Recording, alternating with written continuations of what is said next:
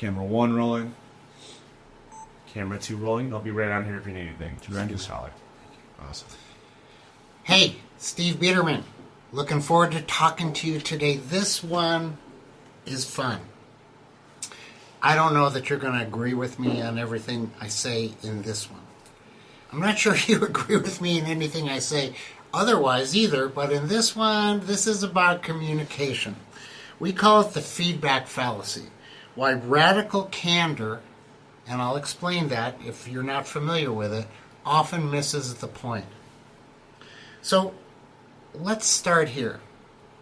How do you communicate in an organization and to people to maintain some level of performance, capability, dependability, and assurance that you're going to meet your core value with each customer regardless of who is the one attending to the situation? How do you do it?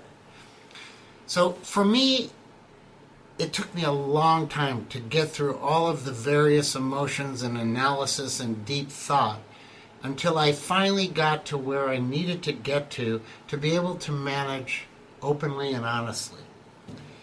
Have I demoralized people? Yeah, for sure.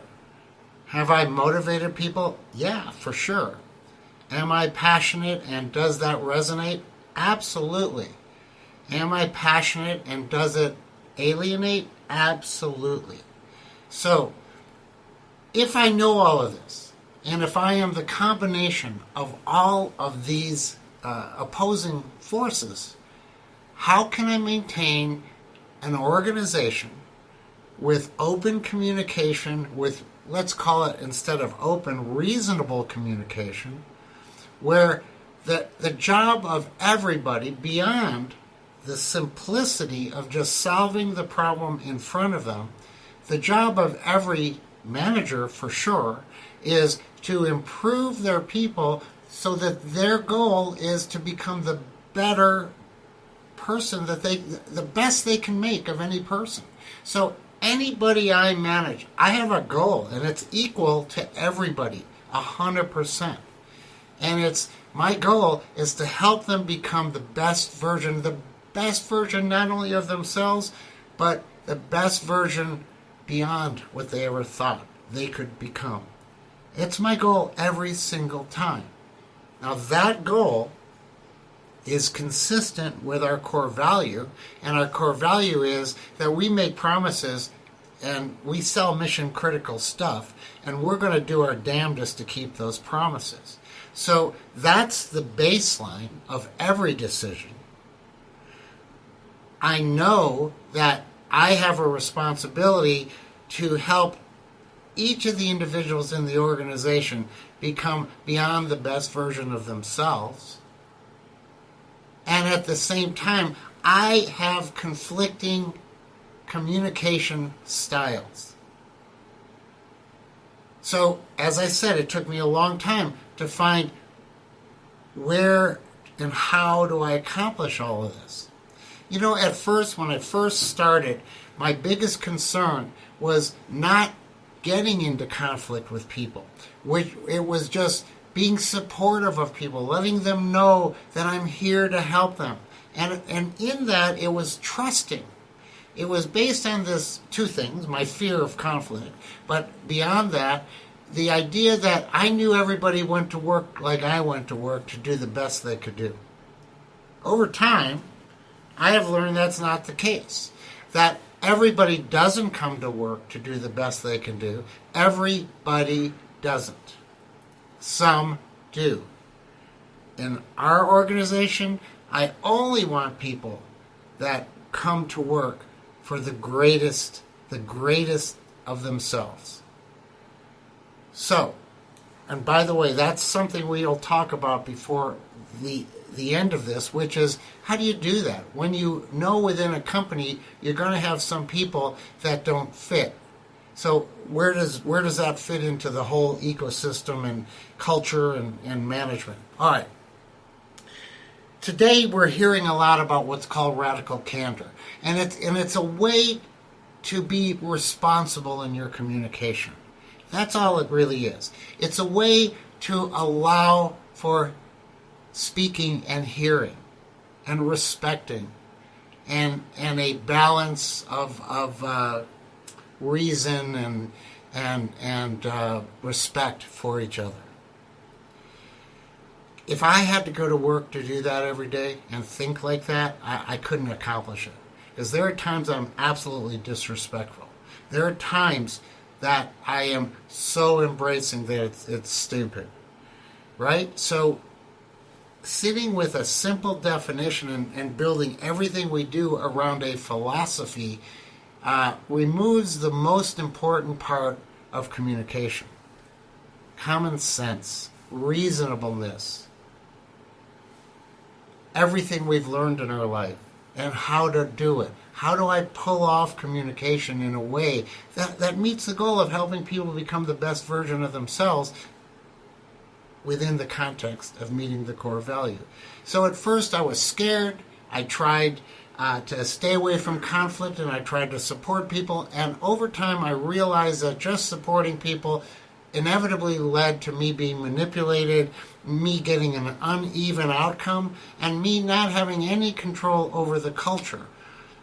So here's the key, I think, to the right way to go to work in leadership and in management. It's to be straightforward with people.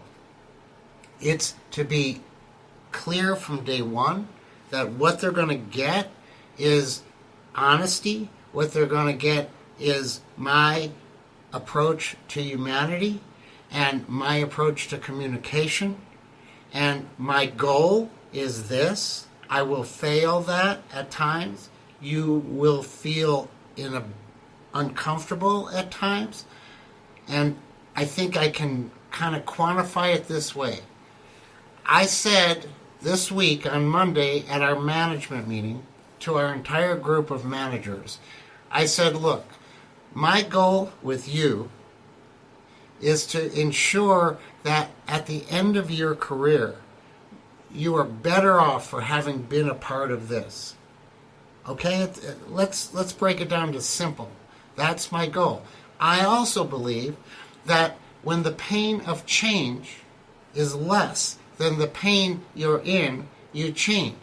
And that translates to, if I don't disrupt you, if this organization doesn't disrupt you, then you're not going to feel enough discomfort to change. And let's be honest, I don't believe that people change on a good day. Because it's a good day. Why do I need to change on a good day? I'm already successful. I'm feeling good. I'm happy. I'm sharing my happiness. On a disruptive day, I don't want to be there. So I've got to find out what the key pieces are of improvement. So, over time, to do that, I had to understand who I am and what I believe in. And I've told this story to you before, where I've spent time just writing, manually writing, not at my computer, just by hand, line after line on legal pads of what does Steve believe in. About everything, socially, economically, spiritually, work, personal, everything. I laid it all out, what I believe, and I realized I am a conflicted guy and not consistent, and my morality is mine alone to choose, and my integrity is my definition of integrity. So what I do is, when I start with people, I share exactly that. I say, this is who is going to help you get better, and this is who, the best I can tell you of who I am. And here's where I'm consistent, and here's where I'm consistent in my inconsistency. And I say that, and I set that as a culture. And then I say, everything you're going to get is straightforward from me. It's going to be in the context of why I think you need to learn this, why I'm telling you this.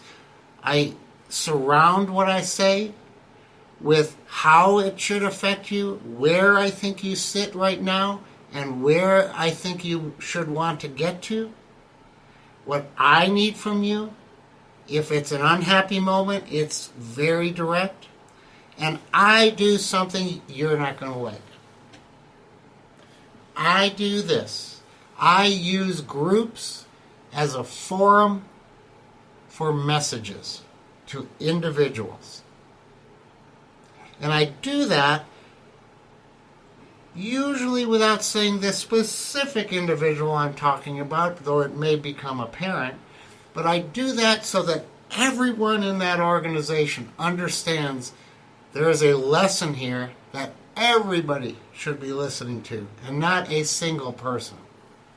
Now, if a situation that requires difficult talk is singular, where it's something about them and they alone, I will always do that privately. But in the context of management, I make it clear to everybody that I am always in management mode. I am always driving this ship to improve us to our core value and you to the greatest abilities that you can become, everything you can become. So I'm straightforward. Like my message to my management team. You may, at the end of your career, have said that was the most uncomfortable time I've ever had with anybody with Bederman. But you, hopefully, will be better than you ever could have been without him. And that's my goal. Now, it's also to hold people accountable to the objectives that we have.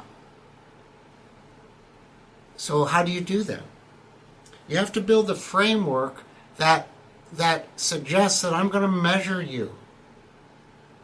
I'm going to measure you for the things that are necessary for our customer relationship and for my ability to help you become better at you. I am going to audit. I am going to manage constantly by wandering around. So whether I'm casual today, informal, or not, always trust one thing. You're getting Steve in business mode. Okay? So if there's an informal moment and we get especially close, that changes nothing about the next message you'll get within the context of the business, the necessity. Remember this. You're a professional. As a professional, you have to learn the tool sets, use the tool sets, and be yourself and direct and straightforward with people. You have to learn through some of these concepts like radical candor how to watch what you're saying to people and make sure it's getting through. Because if you're totally demeaning somebody for the sake of abuse, shame on you. And you'll see it because that person doesn't hear a damn thing you're saying. So you have a responsibility, one of respect. But by the way, it's not respect over outcome. Ultimately, you're looking for outcome. But it's also not implied in that you can be abusive, that you can be demeaning, that you can be terrible at your job. Because remember, if you are seeking leadership and not just management, management is holding people accountable to the things. Leadership is giving people the mission and the sense of the potential and possibilities. You can't do it if the audience isn't listening. But I believe this, that the audience hears you best when they trust that what you're saying is straightforward, is you're not manipulating, you're interested, and you care. And so that means this, that I don't have any rules about when I show passion, when I show frustration. I just get to be Steve, and you get to be you. And be you within the context of meeting your mission, learning how to ensure the audience listens, never telling anybody to do anything without explaining why, how, and give some ideas. You know, I always do another thing. I keep what I call the back pocket plan. And almost in every situation, I challenge myself to say, what would I do in that situation? If I'm unhappy with a performance, before I go talk to them, I say, what would I have done in that situation? I don't need to know how to be a surgeon to know that if I drop something into somebody's body while I'm cutting them open, I need to find a way to get it out.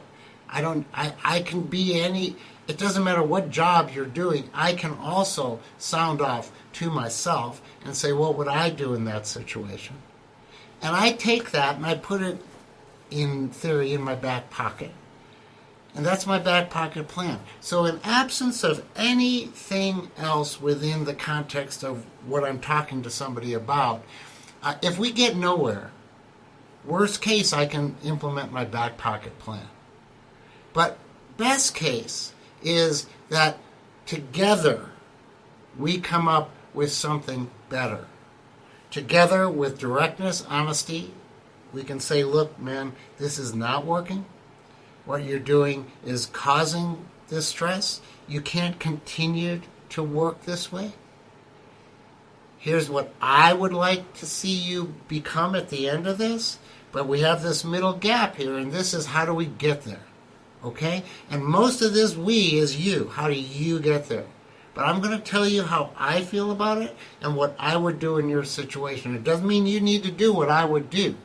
And God forbid, everything you ever do is only what I tell you I would do.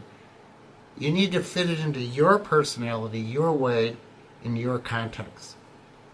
But at that point, share with them the benefit of why they're doing what you need to change and hope that they're hearing you. Now, what happens when people aren't listening? What happens when you lose your audience? Well, do you stop leading? Do you stop managing? No, you don't. And certainly we have all of us those 3 a.m. times where we are defeating ourselves and we are the lesser of the best of ourselves and we're unsure of ourselves and we replay what has happened and criticize ourselves. And some of that is warranted and much of that is not. But nonetheless, we tell people the point. What is the point of why I'm saying this? What do I need as an outcome and what I need better? But if you can't pull it off, ultimately you cannot be here.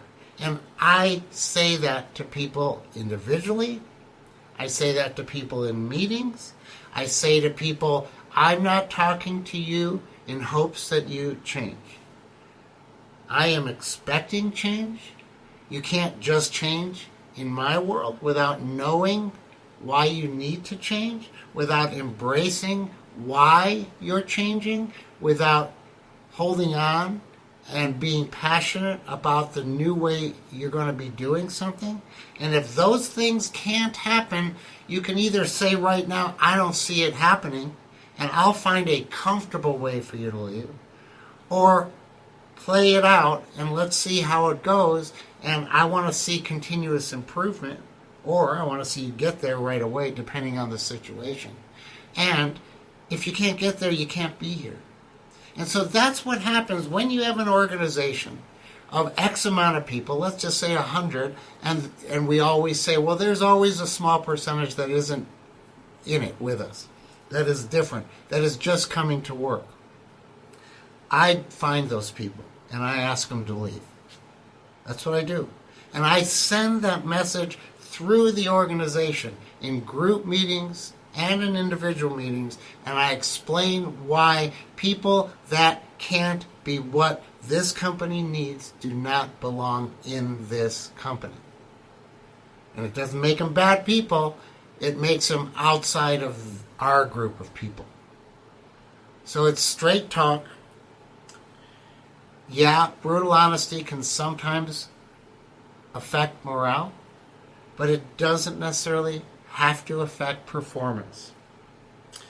Feedback without context and it is just criticism.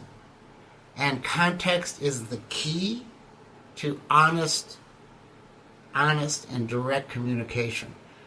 But be straight up with people. Be straight up with people. And with that, I'm going to leave you with that and say why radical candor misses the point. It's too practiced.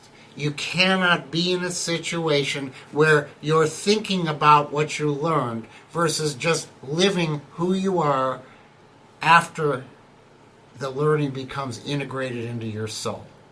With that, I'm going to look forward to talking to you another time.